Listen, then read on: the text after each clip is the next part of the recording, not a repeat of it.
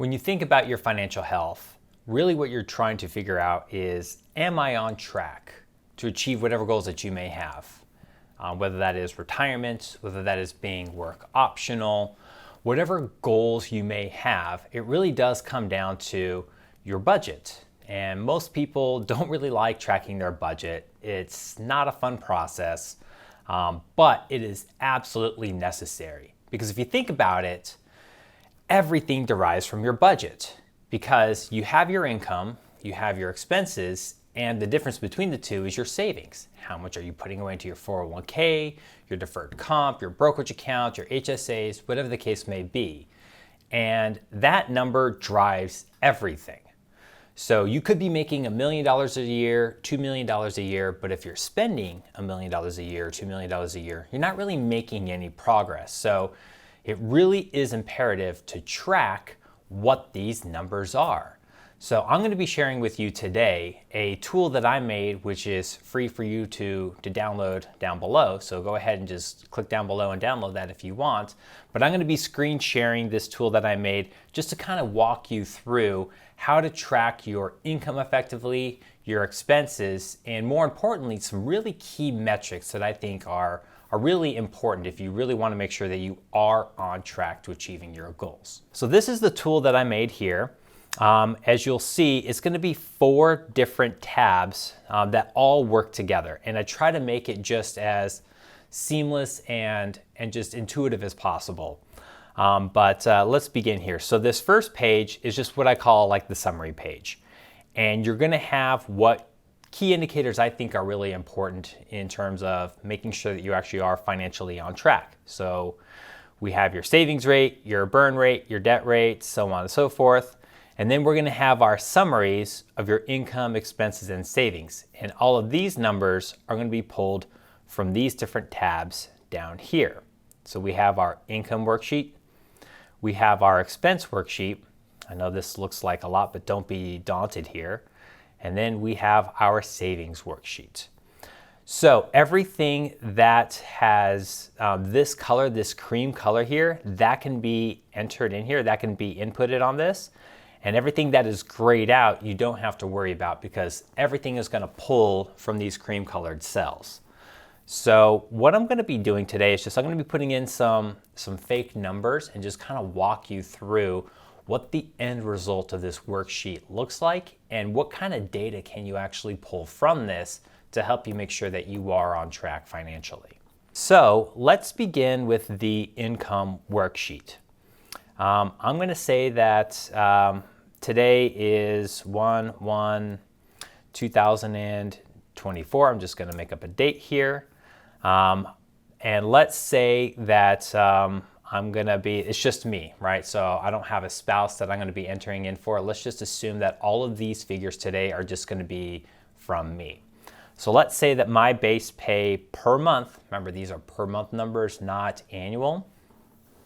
Let's say that my base pay is going to be $15,000 per month. Now let's also assume that I have some type of an incentive plan, a bonus plan that's going to be paid out annually. Now these numbers can be a little bit tricky because most of the time you're not going to be receiving your bonuses every month, and it's certainly not going to be a very steady number. So let's assume that my annual bonus is going to be $100,000 divided by 12, and that comes out to $8,333. Let's assume I don't have any RSUs, pension, Social Security, but I do have rental income. Let's assume that I have a property that is generating us some income. Now it's important that whenever you enter in this number, this is going to be the free cash flow number. This is going to be the number after all of your expenses associated with this rental property. So if I'm going to be renting out a property for $4,000 per month, but the associated expenses, the mortgage, the insurance, let's say I pay utilities, comes out to $3,000 a month, the free cash flow on this property is going to be $1,000 a month. So I'm going to enter in the net number here. So as you can see, the total monthly income on average for me in this scenario is going to be $24,333,000. Okay, so that's it for the income worksheet. Now, the income worksheet is probably going to be the easiest amongst the three.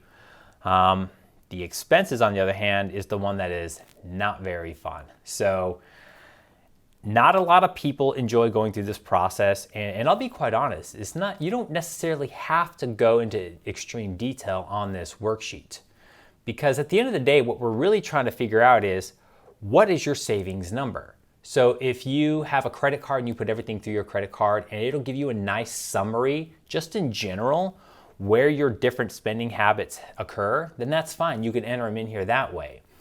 But a lot of people don't really know what these figures are. And so I would advise you, if you can, to go through this process in detail. It is a very good process. It is good for you to know exactly where your money is going, and you'll probably get better results at the end of the day. So I'm going to go through and just quickly put in some numbers here. I don't want to waste too much of your time on this, so I'm just going to be very quick about this. So let's assume that my mortgage figure for my property is going to be $5,000 per month. Now, this is just your principal and interest on this number.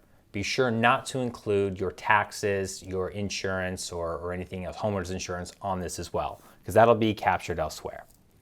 So homeowner's insurance, let's assume that that's $150 per month. I'm sorry, that's renter's insurance. Homeowner's insurance is $150 per month. HOA, let's assume that that's $200 a month, and so on and so forth. I'm going to enter in just some numbers very quickly here, but again, try to go through these numbers in as much detail as possible.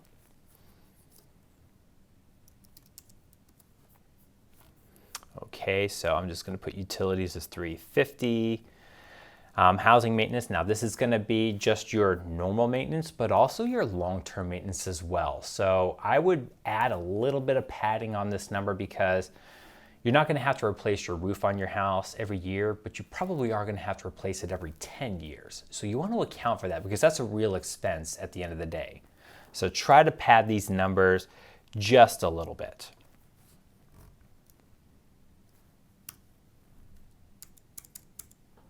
Now, a good rule of thumb is a good maintenance number for your house is going to be roughly 1% of the value of your house. So let's assume that you have $1 million property. Just take 1% of that and divide that by 12, and that should be a relatively realistic number. Now, it depends on if it's a newer house or an older house, so use some common sense here.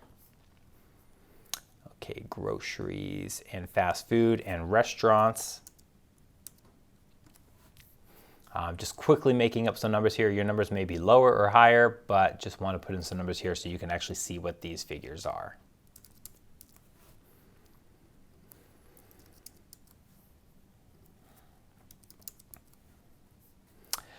Okay, travel and vacation. Now, this is a big one. I like to separate this in my mind from an annual domestic travel, or maybe like, let's say every other year I like to do an international travel. So you may want to get creative with this and just kind of partition it in your mind a little bit differently. But again, try to figure out what an average number is for you.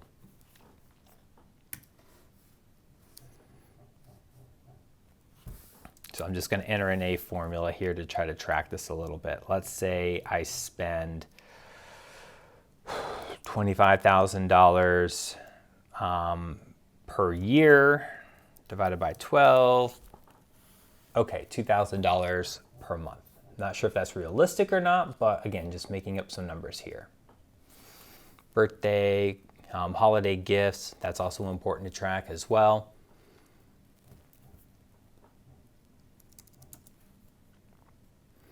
Let's assume that I don't have any debt payment. Actually, let's assume that I do have some student loan payments, just for fun. Not for fun, but just to see what that number looks like. Okay, car payments. Let's put $500 there real quick. And then taxes.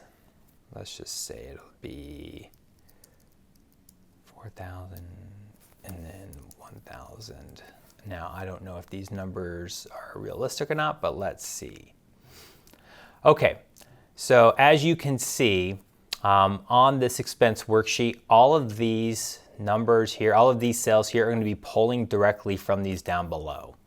And so it'll give you a nice summary of my monthly spending is $12,000 and some change per month. So that is the hardest part of this process, is going through this. Again, let me put in the date here, 1/1/2024. And now let's go through savings. Now your retirement plan, this can be whatever your retirement plan is, whether that's a 401k, a 403b, TSP if you're government. So you want to figure out what that monthly number is. So let's assume that I'm putting away, I don't know, let's just call it 18,500 divided by 12. So I'm putting away $1,541 per month on average. Now, sometimes you could be making these biannual contributions, but if you are maxing it out, simply just take the max divided by 12, and that'll be your max. Now, the retirement plan employer contribution, this one can get a little bit tricky too, because some companies will say, we're gonna match 100% up to 5% of your contributions. So you may have to do a little bit of math just to back into that number. But let's just assume for time's sake here that that's gonna be $500 a month for me here. Now my investment savings is what I'm putting above and beyond this into my normal brokerage account. So if you have a Vanguard account, or if you have a financial advisor that you're monthly contributing to, that's what this cell is here. Oops, let's do 2,000. And bank savings. So let's say that you are saving up for a down payment on a house, or you're trying to rebuild your emergency fund because you had to deplete it recently. That's what this figure is here. Okay, as you can see, this over here will total all of these cells here. Again, this is 1/1/2024.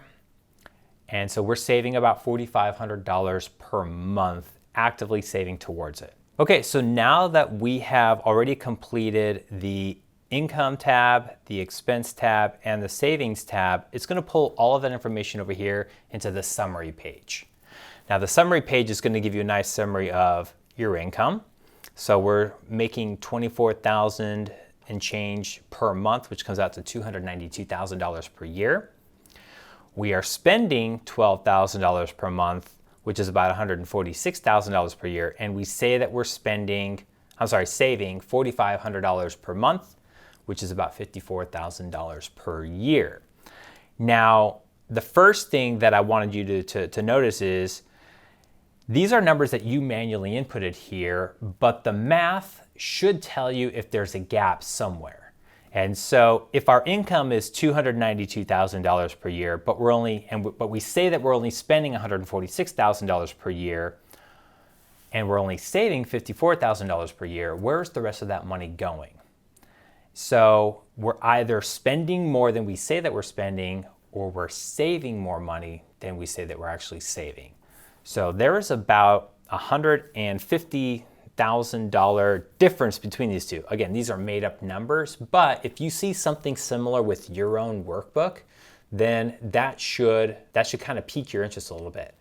And a lot of times I'm not saving more than I'm actually saving, because most people know exactly what they are saving. It's usually coming down to this expense number. Is I say I'm only spending $12,000 per month, but really I'm spending more. And it usually comes in these big, these like big lump sum payments, right? Where, let's say you decide that you want to go on a big international trip and that costs you, $30,000, $40,000, or you're fixing up your house or your backyard. And so you got these really big expenses. So make sure that you are accurately tracking these numbers here in this expense category. And if you have a mismatch between your income and expenses and your savings, then that should tell you that something is wrong here. Now let me quickly go through what these key indicators are, because I think that these are really, really important to note here. Like these are like the big numbers to help you ensure that you actually are on track. So this one says that my savings rate is 19%. which is a good number. You want to target somewhere between 20 and 25% of your income and set aside towards savings. And again, that savings number is going to be a combination of your retirement plan, your investment, your bank numbers, all these different things.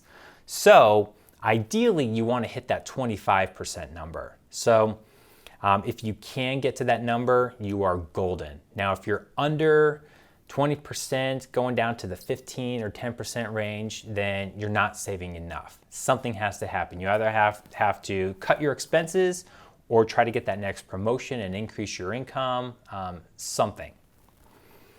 The burn rate is 8% here.